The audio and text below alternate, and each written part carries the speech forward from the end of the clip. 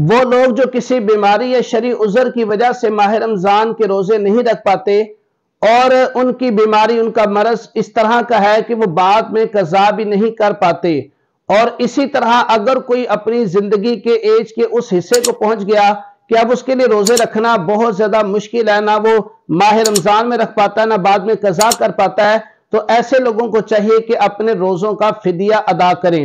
रोजों का फिदिया क्या है? तो याद रखें, एक रोजे का फिदिया एक सदका फितर की रकम है, और अगर हम 30 रोजों का फिदिया निकालें तो तकरीबन 9,600 रुपए बनते हैं, क्योंकि एक फितराना, एक सदका फितर 320 है, और पूरे 30 रोजों का सदका फितर अगर निकाला जाए, फिदिया निकाला जाए, तो वो 9,600 रुपए बनते हैं। हम अपना फिदिया उन लोगों को दे सकते हैं जिन्हें हम अपनी ज़कात या फितरा अदा कर सकते हैं।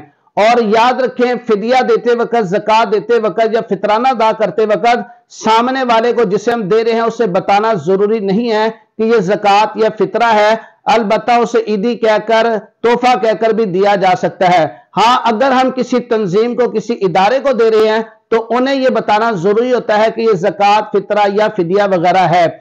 इसी तरह जो हमारे अजीज़ो अकरीबा, जो दोस्त अहबाब जो इन दुनिया से चले गए हैं और उनकी नमाजों में या उनके रोजों में कमी रह गई थी, तो हम उनकी तरफ से भी उनका फिदिया अदा कर सकते हैं। तो याद रखें, जिस तरह एक रोजे का फिदिया एक सदका फितर है, इसी तरह एक नमाज का फिदिया एक सदका फितर है।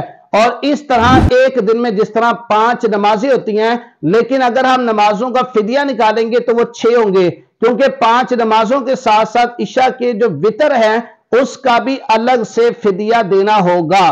तो जो नमाज या रोजा रह जाए उसका एक सदका फितर के हिसाब से उसका फिदिया बनता है। अल्लाह रब्बुल इज्जत हमें इन बातों पर अमल करने की तौफीक नसीब फरमाए। आमीन बिजाहि नबी शिरमीन सल्लल्लाहु अलैहि वसल्लम।